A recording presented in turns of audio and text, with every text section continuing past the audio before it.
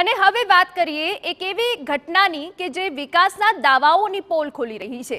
જે વિકાસ કરવાની વાતો થતી હતી પરંતુ અહીંયા એ દાવાઓ પોકળ સાબિત થઈ રહ્યા છે। અમે આપને પહેલા તો એ દ્રશ્યો બતાવીએ કે જ્યાં વરસતો વરસાદ અને વરસાદ વચ્ચે તાડપત્રીના સહારે મૃતદેહની અંતિમ વિધિ। જી વાત છે રાજ્યના અંતરિયાળ એવા વલસાડના કપરાડા તાલુકાની। બારપુરા ગામે સ્મશાનના અભાવે ગ્રામજનોને ખુલ્લામાં અગ્નિ સંસ્કાર કરવાની ફરજ પડે છે।